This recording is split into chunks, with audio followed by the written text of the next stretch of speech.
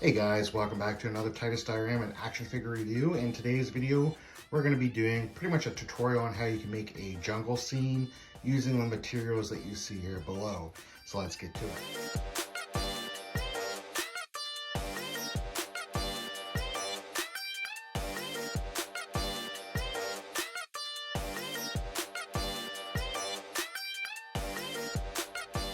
So first and foremost, you're going to need some black coordinated plastic Bristol board. You're also going to need some way to hook the background to that board. These tree trunks here I made previously. There's a video, you can check that out and see how I did it. I do have a larger version of this, but I'm going to use the small one for now. These are for reptile tanks, and they're supposed to suction onto the glass, hence the reason why you're going to need some Velcro or double-sided tape. I got a mat to put on the ground. The tree trunk here is also for a reptile cage. The vines up here are for a fish tank. These vines are for reptile, and of course all these here are for fish tanks as well. And then the leaves over here I got at the dollar store just to give a little bit more foliage. Pretty much everything here either came from PetSmart, I made it myself, or Michael's, or the dollar store. So basically what I'm going to do is attach this background to this so it'll stand up straight, and then we're going to put the pieces into place that we want in order to make the jungle scene for our diorama. Sometime in the future I'm going to go through and paint the bottom of these so they're not that bright yellowish, more of a darker brown. I'm going to paint them. Anyway, let's get to it. Alright guys, so here is the backdrop out of the packaging. Now it looks a little foggy or muted. This is actually the back side of the background. The front side has a grid system that you can cut it down to size if you want to. This one would go into a 10-gallon tank, so I believe it's 22 inches across by about 12 inches high. The larger one is much larger. It's about 22 inches high and 36 inches long. But what I'm going to be doing is putting on some of these Velcro dots here along the back here, and then being able to pin it onto this backboard here. When you flip this over, you peel off that front protective, and you get a much brighter looking diorama from that. So I'll show you that here. All right, so here's all the Velcro dots applied, and now we're going to flip this over and apply it to the back.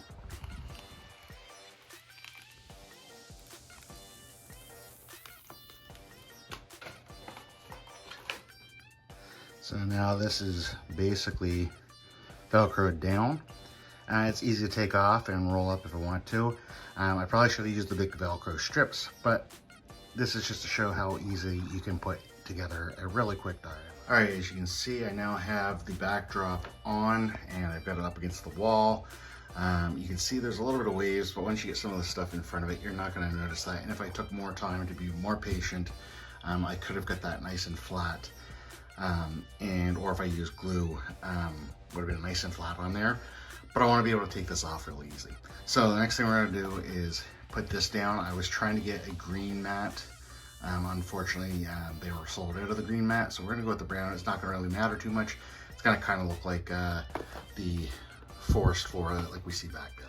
All right, guys, so here's the mat on the ground here. This is supposed to be the dirt side. The other side looks like rock. As you can see, I just took it out, so it's still kind of rolled up there, so I had to use something heavy on each end to kind of keep it down. But it's already coming together. It's looking pretty nice. The next thing we want to do is get the big tree in place and then put some of the plants and vines and stuff in so we can kind of blend it in here. All right, so I've put the big reptile tree in here. And I'll probably end up getting a couple more of these because you can interweave them together. But I've also just put a couple of the trees that I've created just to kind of bring some of the trees forefront. It doesn't quite go, but it does work. It allows you to kind of make that scene that you want to see. So the next thing we're going to do is put in the plants, the vines, and just kind of fill this out a bit. All right, so I have gone ahead and added in some of the plants. I've tried to mix it up a little bit. I've got the vines going down through here, up and over, coming down over the back. We've got these plants in the front here. Some longer or taller plants here as well with that background, just to kind of blend everything in. Some of the plants for these vines came off, so I'm just putting them on where I see fit. I do have the bigger leaf vine as well, which I believe I'll put on here. We'll see what it looks like. I may keep it on, I may take it off, but it's all about just trying to figure out the flow of everything. All right, so there's the extra vines added in. It does give it a really big jungle feel. However, I think with my pre-made tree trunks that I've done, it doesn't quite mesh. It's a little too maybe overgrown. So I think if I had another one of these guys or another two of these guys and a couple more of these, I could just fill it out to make it look larger. And just take these guys out or lay them on the ground for fallen trees, kind of like the ones I have back here. Looks like they're falling over. As you can see, there's plenty of room to be able to put figures in and kind of have them look like they're hiding. You could take some out, you could put more, that takes some of the growth out or put more growth in. All depends on what you want to do. Really, when it breaks you. So as you can see, I've added the vines in. It's a little too much, I think, and I either think that if I was to get another one or two of these big tree fallen branches and add it in and take out the ones I've made, it would look a little bit better, or just take the vine off, or get a couple more vines to put in the background just to kind of spruce it up a bit more. But I just wanted to show you guys what you can do as a jungle setting. This is the first time I've really kind of set this up. I just wanted to show what I was able to do. Really, when it comes down to price range, the backdrop I actually got on discount. It's normally $14 Canadian. These guys here, I believe I have 4 packs of these small ones here. They're $10 a piece. The bigger ones range anywhere from $5 to $10. The vine was about $12. The tree here was 25-ish.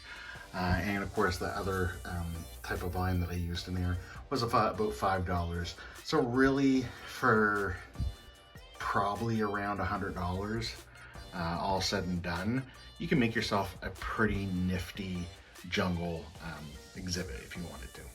So guys, I hope that you liked this video. If you did, click on the like button. If you're not already subscribed, click on the subscription button. And as always, stay nerdy.